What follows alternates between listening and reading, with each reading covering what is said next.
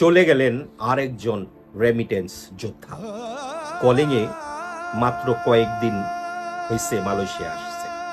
নাম মোহাম্মদ রফিক, বাড়ি বরিশাল, কাজ করতেন পেতালিং জায়া এক কনস্ট্রাকশন প্রজেক্টে।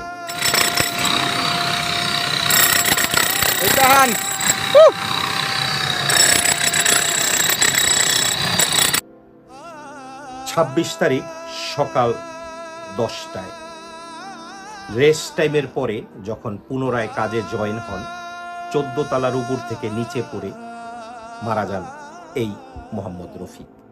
এই মোহাম্মদ রফিকের বাড়ি বরিশাল। বাড়িতে ওয়াইফ আছে ছোট্ট একটি বাচ্চা, আছে তার মা। বাবা মারা গেছে অনেক আগেই। এই রফিকের যারা বন্ধু বান্ধব আছে, যাদের মাধ্যমে আমাদের কাছে এই তথ্য পৌঁছাইছে, তাদের তথ্য অনুযায়ী এই রফিক যে কোম্পানিতে চাকরি করত সেই কোম্পানির নাম ইউএন সিং সিন্দ্রিয়ান বারহাট।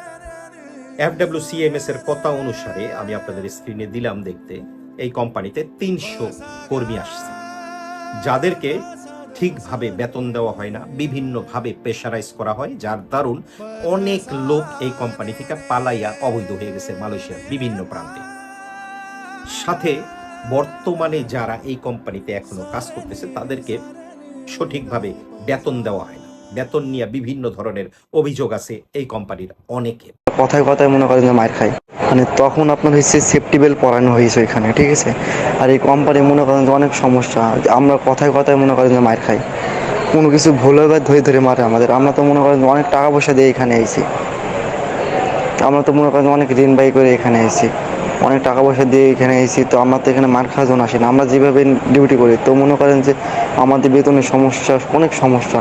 হয়তো আমি দূতাবাসের দৃষ্টি আকর্ষণ করব, যেই ব্যক্তি মারা গেছে হয়তো তার জন্য আপনারা কিছু টাকা এই কোম্পানির থেকে নিয়ে দিবেন, কিন্তু সাথে যারা এখনো মারা যায় নাই তাদের জন্য কি কিছুটা ব্যবস্থা করবেন। যারা কলিংয়ে আসছেন আপনারা সবাইরে বলবো যে যারা নতুন আসছেন তারা হুড়াকুড়া কাজ করবেন না। জীবন, নিজের লাইফটা যদি বেঁচে থাকে আপনি অনেক কিছু করতে পারবেন আপনার জীবন। সাথে এখানে আরেকটা কথা বলবো, কিছু জানোয়ার সুপারভাইজার আছে বাংলাদেশি।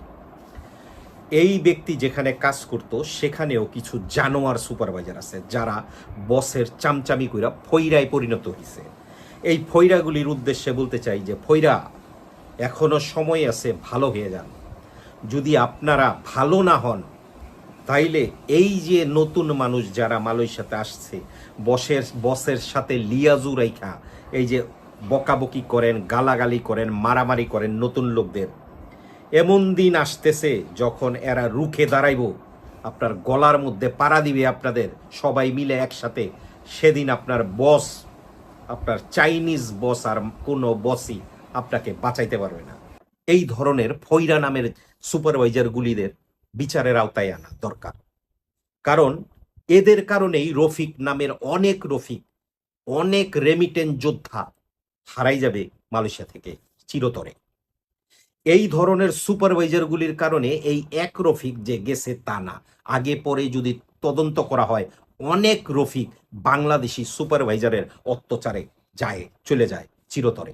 দূতাবাসের দৃষ্টি আকর্ষণ করব, এই ধরনের সুপারভাইজার যারা আছে তাদের বিচারের আওতায় আনা, এবং যেই কোম্পানিতে রফিক কাজ করতেন সেই কোম্পানির সাথে কথা বলে হয়তো কিছু টাকা রফিকের স্বজনদের নিয়ে দেওয়ার ব্যবস্থা করবেন। ভালো থাকবেন। আসসালামু আলাইকুম।